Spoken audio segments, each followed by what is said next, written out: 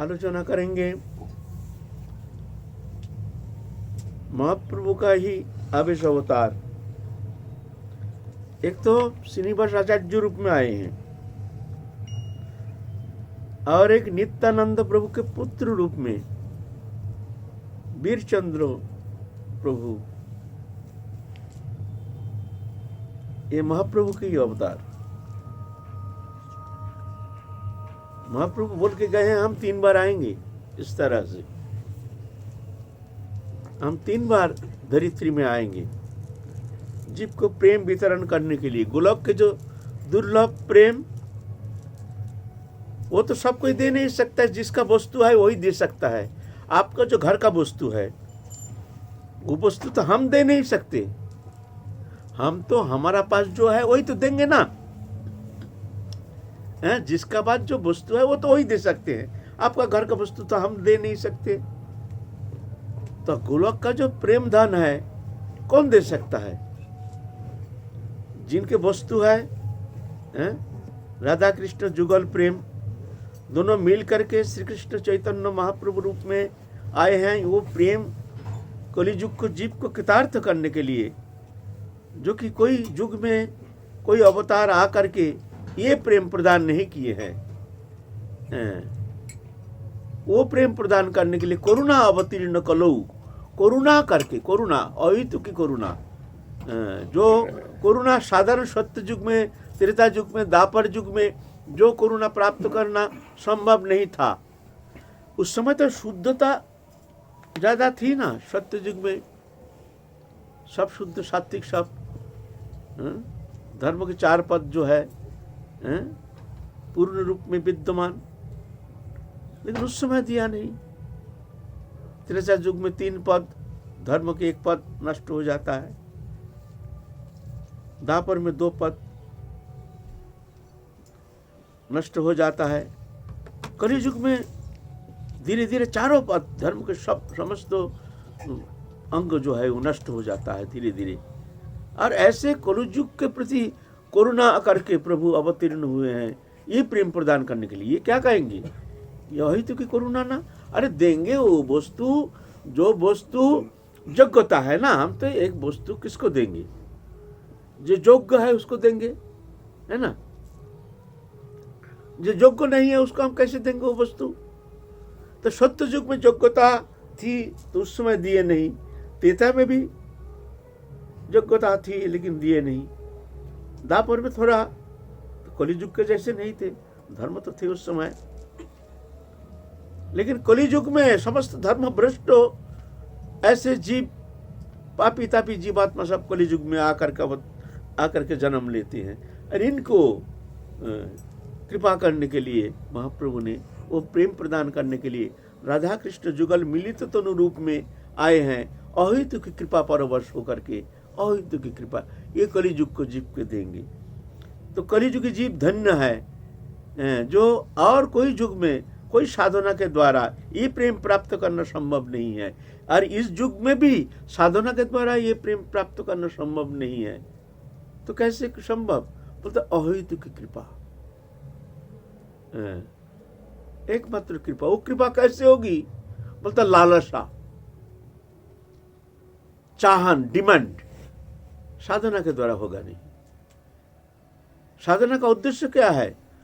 हमारे चाहिदा, हमारी डिमांड बढ़ाना है। चाहिए चाहिए चाहिए चाहिए। वो प्रेम बिना सब शून्य है। जल बिना जथा मीन, दुख पाए आयुहीन, प्रेम बिना सही मत भक्त, चातक जलद गति, एमति प्रेमर रीति, जाने सही जे अनुरक्त। जल बिना जथा मीन, पानी बिना मछली का दशा कैसे होती है? दुख पाए आयुहीन, प्राण जाता है, जाना भी नहीं चाहता है, तड़पता रहता है वो अल्प पानी में। पानी है ही नहीं, मछली कहाँ जाएगा? पानी तो उसका जीवन है। तो जैसे जल बिना जथा मीन माने मछली दुख पाए आयुहीन, कष्ट पाता है। प्रेम बिना सही मत भक्त, ऐसा ही प्रेम के लिए, प्रेम प्राप्ति के लिए प्रभु के सेवा प्राप्ति के लिए वो डिमांड बढ़ाना है, डिमांड, चाहिदा बढ़ाना है, उत्कंठा बढ़ाना है। उत्कंठा ही प्राप्ति का एकमात्र उपाय है, साधना उपाय नहीं है। साधना के द्वारा तुमको उत्कंठा प्राप्त करना चाहिए। उत्कंठा कैसे होता है, कैसे होनी चाहिए, इसीलिए साधना। उत्कंठा होने से वो देते अहित की कृपा करके। आप उत्कंठा कैसे बढ़ती है? आप प्रश्न आते तो उत्कंठा कैसे बढ़ाएंगे? बोलते ऐसे प्रेमी भक्त के संग में रह करके, उनके संग में रहते रहते उनकी कृपा से तुम्हारे भीतर वो उत्कंठा जागृति होगी। उत्कंठा बढ़ाना है, व्याकुलता, उत्कंठा, क्रंदन, हाहुताश, ऐसे। तो वो गोलोक के वो प्रेम अहित की कृपा करके करुणा अवतीर्ण कलौ समर्पयत उन्नत उज्जवल रसांग सबक्ति श्रियम। उन्नत उज्जवल रस, राधा कृष्ण जुगल प्रेम विलास रस, उन्नत उज्जवल रस देने के लिए करुणा अवतीर्ण कलौ, करुणा में अवतीर्ण हुए हैं, कलियुग में करुणा करके आए हैं। तो वो वस्तु महाप्रभु जगत को देने के लिए आए हैं। तब महाप्रभु चाहते हैं कि हमारे ये प्रेम बढ़ता रहे। हम अकेला कहाँ तक ये प्रेम प्रदान करेंगे? सन्यास लेकर के 24 साल उम्र में चले गए हैं जगन्नाथपुरी। जगन्नाथपुरी जा करके उनका मन तो प्रेम में डूब गए हैं एकदम। अब जगत को प्रेम कौन वितरण करेगा? उनका जो संकल्प हो, वो संकल्प तो पूरा नहीं हुआ। क्या करेंगे?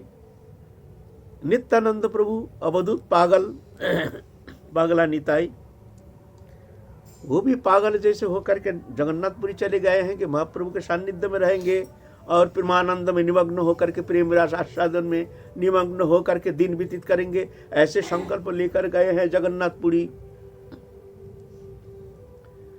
आप महाप्रभु देखते हैं सभी अगर पागल होकर के जगन्नाथपुरी की ओर आ जाए और सभी यहीं रह जाए तो हमारे ये प्रेम वितरण कार्य जो है ये कैसे हम पूर्ण करेंगे? ये तो पूर्ण करना तो संभव नहीं है।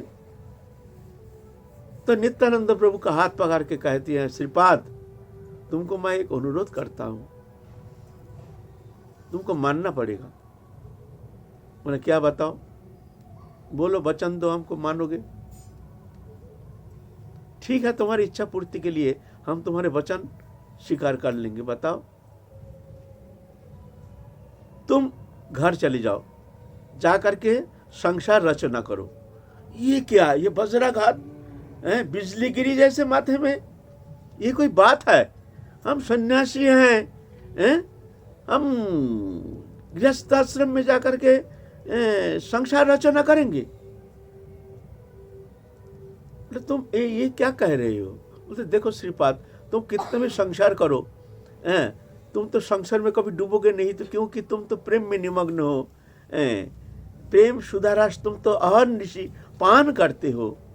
इसीलिए तुम्हारा संसार में रहो या बाहर रहो, इसमें कुछ फर्क नहीं होता है। इसमें कुछ व्यवधान होने का कोई संभावना नहीं। तुमको संसार के ऐसे सुख समृद्धि है नहीं जो तुमको तुम्हारे स्वरूप से तुमको विच्युत करके संसार में डुबो सकता है।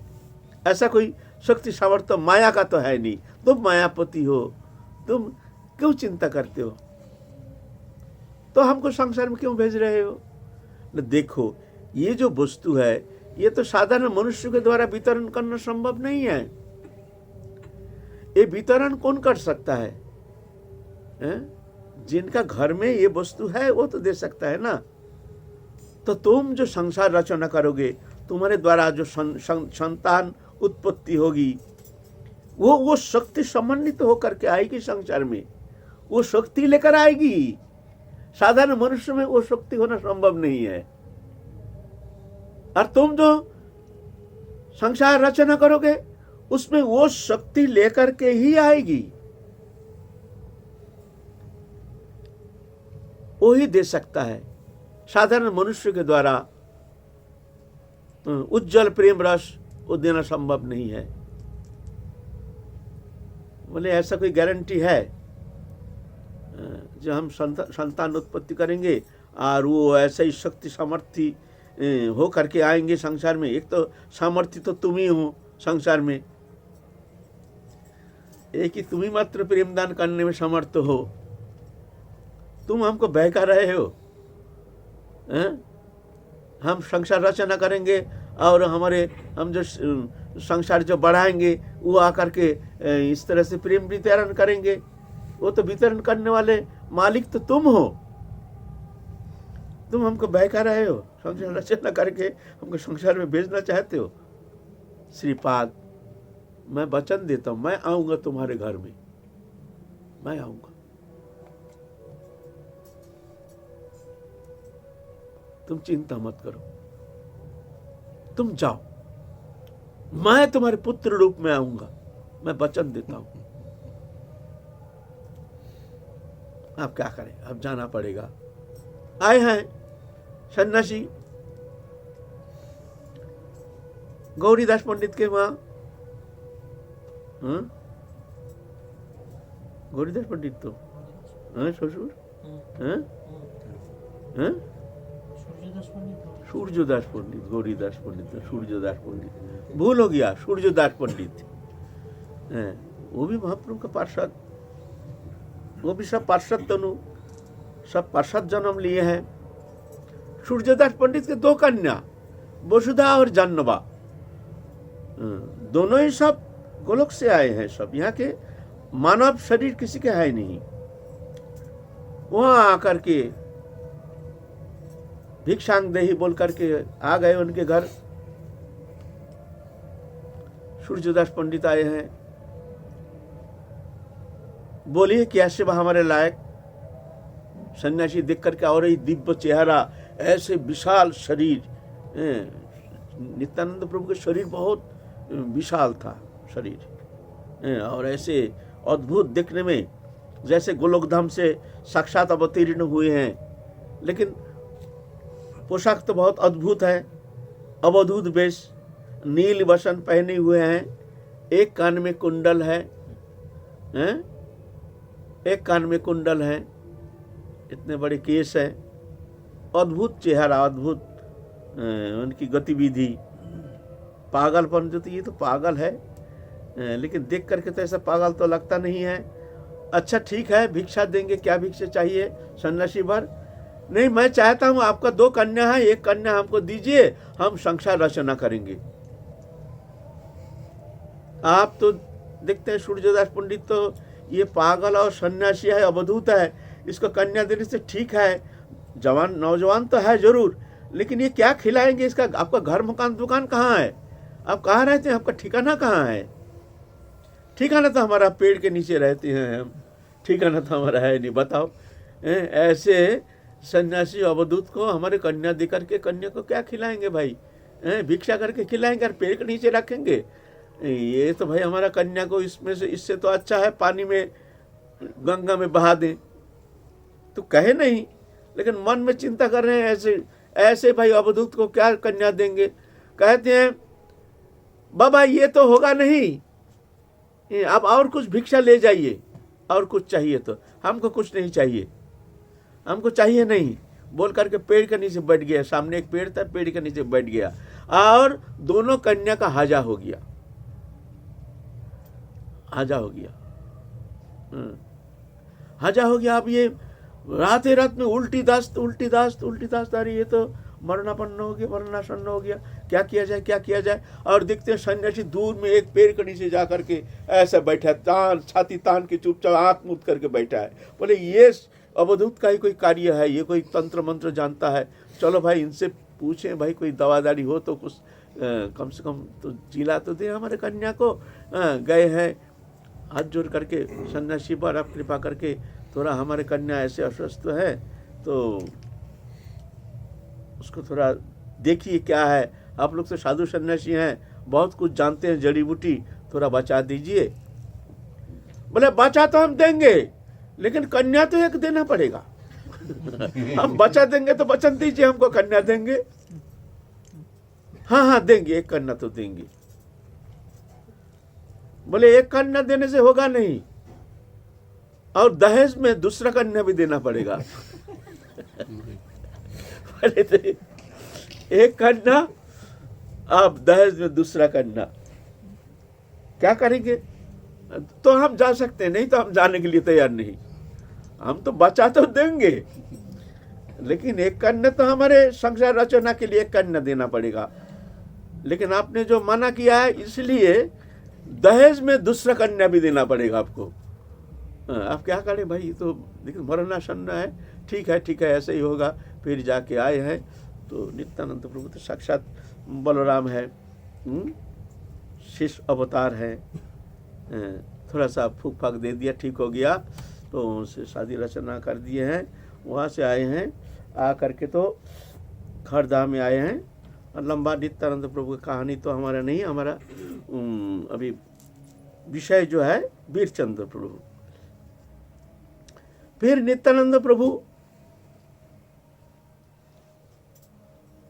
रचना की है, संसार रचना किए हैं। वहाँ खरधाम में जा करके राजा था, उससे मांगा भाई हमको रहने के लिए थोड़ा जगह दो। उन्हें गंगा के किनारे में एक स्थान था, तो गड्ढा था। बोलता ये अवधूत को क्या देंगे? वो बोलता है वो गड्ढा है, वो जगह तुम ले लो। तो नित्यानंद प्रभु अपने कृपा शक्ति के बल पर उस जगह को बहुत सुंदर बना दिया। ऑटोमेटिक वो दिव्य स्थान हो गया। वहाँ पर मंदिर बनाए, वहाँ घर बनाए, वहाँ रहने लगे। इधर क्या हुआ, वो जो अभिराम ठाकुर श्रीधाम सखा साक्षात गोलोक धाम से आए हैं, ये तो सुने हैं आप लोगों के सामने। तो अभिराम ठाकुर का जीवन चरित्र वर्णन किए हैं। साक्षात गोलोक धाम से आए हैं, जन्म नहीं लिए हैं, डायरेक्ट आकर के लीला में प्रवेश किए हैं, महाप्रभु के लीला में। आप सुने हैं नित्यानंद प्रभु संसार रचना किए हैं। भाई कैसे संसार रचना किए हैं देखना पड़ेगा। तो सुने हैं नित्यानंद प्रभु का एक पुत्र हो रहा है, संभावना ऐसी संतान संभवा दिखता है। तो जब संतान हुआ तो बुलाया सबको, प्रियजन सबको बुलाया। अभिराम ठाकुर सुने नित्यानंद प्रभु का पुत्र हुआ है, भाई वो तो महासामर्थ्य होना चाहिए, हैं? साधारण मनुष्य तो होगा नहीं।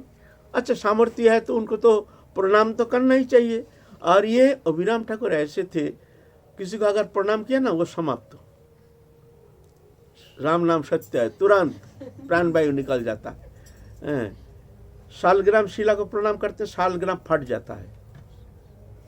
कोई मंदिर में जा करके, देवी मंदिर ये सब मंदिर है, कहीं मंदिर में जाकर प्रणाम करते मंदिर विग्रह फट जाता है। माने अगर प्रकटित विग्रह होता है तो रह जाता है, और किसी का बनाया हुआ अगर होता है तो फट जाता है। शालग्राम शिला ओरिजिनल होता है तो रह जाता है, अगर ओरिजिनल नहीं है तो फट जाएगा। अगर भगवत शक्ति है तो जाके वो जिंदा रह सकता है। साधारण मनुष्य होगा, चाहे कितना बड़ी सामर्थ्य हो, प्रणाम करने का साथ साथ राम नाम सत्य है। कितना विग्रह ऐसे तोड़ दिया प्रणाम करके, एक विग्रह टूटा नहीं। वो बांकुड़ा में है, बांकुड़ा विष्णु है, विष्णुपुरी ना, मदन मोहन नाग नाम की एक ठाक विग्रह था। उसने जा करके प्रणाम किया तो टेढ़ा मेढ़ा हो गया। वो तो टूटा नहीं, लेकिन इतना टेढ़ा मेढ़ा हो गया। अभी भी ऐसा ही टेढ़ा मेढ़ा विग्रह अभी भी विद्यमान है बंगाल में। रात को आकर के मदन मोहन जी रो रो करके कह रहे हैं, तूने हमको प्रणाम करके देख हमको कैसे हालत कर दिया, टेढ़ा मेढ़ा कर दिया। ऐसे सामर्थ्य थे महापुरुष। साक्षात श्रीधाम सखा ना गोलोक धाम से आए हैं, जन्म लिए नहीं, एकदम डायरेक्ट। ये जितना भगवान के भौम लीला भगवान किए हैं, कोई लीला आज तक ऐसे लीला हुई नहीं जिस लीला में बिना जन्म का धाम से आकर के लीला किए हैं। एकमात्र श्रीधाम सखा जन्म नहीं लिए हैं, वैसी सामर्थ्य शक्ति। एक बार गांव में क्या होता है, एक देवी का प्रकोप हो गया। थोड़ा सा प्रसंग में कह रहे हैं, देवी का प्रकोप हो गया। महाप्रभु तो चले गए हैं उधर जगन्नाथपुरी, श्रीधाम सखा वहाँ खानाकुल कृष्ण नगर में रह रहे हैं। देवी का प्रकोप हो गया, सब मर रहा, रोज रोज मर रहा, एक एक करके। क्या हो गया, क्या हो गया? नहीं, यहाँ गांव में देवी के प्रकोप हो गया। अभिराम ठाकुर बड़ा गुस्सा हो गया, ऐसे मनुष्य मर रहा है। वहाँ था एक देवी मंदिर, जा करके बड़ा गुस्सा के मारे पुकारा, देवी निकाल, इधर इधर आ, इधर आ। देवी तो डर के मारे कांपते कांपते आ गए, हाथ जोड़ के। साक्षात कृष्ण का स्वरूप तो श्रीधाम सखा, तूने मार दिया ये सब मनुष्य को, तेरे प्रकोप के कारण तू इस तरह से मारती है। बोले क्या करूं, मैं खून पीती हूं, आप क्या करूं? नहीं, खबरदार ऐसा नहीं करना, एक भी तेरे दांत नहीं रहेगा। तो मैं क्या खाऊं? कल से खीर खाना, कल से तेरा खीर भोग लगेगा। खबरदार, एक भी अगर मनुष्य मरा तो तेरा हालत बिगाड़ दूंगा। डर, अच्छा ऐसे ही होगा। अभी भी वो देवी मंदिर है, अभी वहाँ खीर भोग लगता है मैया के लिए। अभी ये भी लीला है। आप सुना है नित्यानंद प्रभु का पुत्र हुआ है। चलो भाई, भगवान का पुत्र है, ये तो बहुत शक्ति सामर्थी महापुरुष होगा। गए हैं, प्रणाम किया है, राम नाम सत्य है हो गया। फिर पुत्र हुआ है, जा करके प्रणाम किया, राम नाम सत्य है हो गया। ऐसा करके 6 पुत्र को मार दिया। आप नित्यानंद प्रभु देखते हैं भाई, तो ये तो झमेला हो गया, हमारे तो वंश ही निर्वंश कर देगा, हमारे तो संतान ही रहेगा नहीं, तो हम संसार रचना करने के लिए किस लिए हम आए हैं? और माता जो वसुधा माता के पुत्र, जाह्नवी माता के कोई पुत्र संतान था नहीं, जाह्नवी माता के। तो वसुधा माता के पुत्र आखिर में 7वीं बार हुआ ये वीरचंद्र प्रभु। अब क्या हुआ, हमारे वहाँ बंगाल में ना अन्नप्राशन होता है। 6 महीना, 8 महीना, 9 महीना में मुंह में अन्न देते हैं, इसके पहले अन्न देते नहीं। उस समय बड़ा अनुष्ठान के साथ ये होता है जन्म, ये अन्नप्राशन कहते हैं। शादी ब्याह जैसे समारोह होता है, सबको बुलाते हैं, सब आत्मीय स्वजन कुटुंब आदि, साजा बाजा। एक शादी में जैसा खर्चा है ऐसा खर्चा होता है बंगाल में, ऐसा अन्नप्राशन कहते हैं। उस अन्नप्राशन होना जरूरी है, और सबको निमंत्रण देना, अपना रिश्तेदार कुटुंब निमंत्रण देना भी बहुत जरूरी है, नहीं से बदनाम हो जाता है। हाँ, तो सबको तो निमंत्रण दिया है, और सबको कह दिया भाई अभिराम ठाकुर को कोई निमंत्रण देना नहीं, वो नहीं आना चाहिए, और किसी को बोलना नहीं। जहाँ जहाँ निमंत्रण पहुँचा कह दिया है, चुपचाप आना, अभिराम ठाकुर को खबर नहीं पहुँचना चाहिए। अन्नप्राशन में निमंत्रण हुआ, नवद्वीप में, कालना में, और जहाँ जहाँ सब जगह तो निमंत्रण हो गया। इसलिए में कैसे कैसे कैसे कैसे खबर तो पहुँच गया अभिराम ठाकुर के पास। हाँ, अभिराम ठाकुर के पास पहुँच गया, भाई हमारा निमंत्रण क्यों नहीं आया? तो शायद ऐसा होगा कोई पत्र वाहक भेजा है, पत्र घूम गया, या वो आया नहीं, या कुछ कारण बस वैसा हो भी सकता है। पहले तो अभी का जैसे तो सिस्टम नहीं था, उस समय तो बहुत कहीं कहीं पत्र वाहक भेजना पड़ता था, वो 2-4 दिन में जा करके उनको पहुंचाते थे, ऐसा था, कठिन था, कहीं संवाद लेना देना बहुत कठिन था उस समय। अच्छा चलो, प्रियजन के घर बिना निमंत्रण का भी जाना चाहिए, इसमें कोई दोष नहीं लगता, ये विधान है। पिता के घर, गुरु के घर, पोती के घर, और प्रिय मित्र के घर बिना निमंत्रण से भी जाने में कोई दोष नहीं लगता है। पिता अगर निमंत्रण नहीं करते तो जाना चाहिए। गुरु के घर, गुरु घर में कुछ हो रहा, गुरु निमंत्रण नहीं दिया, जरूरी नहीं है गुरु निमंत्रण देंगे, गुरु घर जाना चाहिए। ऐसे पति के घर, तुम कहीं बाहर रहते हो, पति के घर जाने के लिए कोई परमिशन का जरूरत नहीं, तुम जा सकते हो कभी भी, तुम जा सकते हो। मित्रालय में रहते हो, पति ने खबर नहीं दिया, लेकिन तुम्हारा मन हुआ तुम जा सकते हो। ऐसे प्रिय मित्र के घर, हाँ भाई प्रिय मित्र के घर तो ऐसे जाना तो चाहिए। निताई भैया के वहाँ पुत्र हुआ है, हमको तो जाना चाहिए। तो क्या करेंगे, कोई निमंत्रण विमंत्रण नहीं, और पैसा कौड़ी तो ऐसे ही फक्कड़दास, क्या करेंगे, वो साधन तो जाने का पैदल और समय भी नहीं है। तो क्या किया है आपने, बहिर्वास को नाव बना लिया, उसके ऊपर बैठ करके चल रहे भैया नाव मेरा चल। बहिर्वास को उनकी इच्छा, बहिर्वास को फेंक दिया, वो तैरना शुरू हो गया, उसके ऊपर बैठ गया, चलते चलते आ गया नित्यानंद प्रभु के यहाँ। नित्यानंद प्रभु के यहाँ आए, आ करके खूब धूमधाम आयोजन तो हो रहा, बाजा साजा बाजा खूब हो रहा है, आ रहे हैं, जा रहे हैं, खा रहे हैं, रसगुल्ला गुलाब जामुन और सब कचौड़ी पकौड़ी और सब बढ़िया बढ़िया माल उड़ रहा है, खूब बड़ा आनंद से चल रहा है, आयोजन चल रहा है, खा रहे हैं, खिला रहे हैं, ऐसे आनंद है। इतने में भाभी, ओ भाभी, अरे भाभी भाभी कौन करता है, अरे वो भी राम ठाकुर आए। अब रोना पीटना शुरू, साजा, अरे साजा बाजा बंद करो, साजा बाजा बंद करो। अब रोना पीटना शुरू हो गया, अरे आ गया ये आफत तो आ गया, अब इसको तो निमंत्रण दिया नहीं, ये कैसे ये आफत आ गया, महा मुश्किल है। लेकिन वो तो घुस गया भीतर, एकदम किसी का जाओ हटो यहाँ से, हमारे नित्यानंद भैया का पुत्र हुआ है, हम नहीं देखेंगे, ये कोई बात है? भाभी, ओ भाभी, तुम्हारे पुत्र को दिखाओ कैसे है। और भाभी तो अरे आफत, ये मर गया क्यों नहीं, ये मरा क्यों नहीं, ये आया है हमारे एक पुत्र, 6 पुत्रों को मार दिया, अब इसको भी मार देगा। तो रोना पीटना शुरू किए हैं, क्या करेंगे, अब तो पुत्र को दिखाना ही पड़ेगा।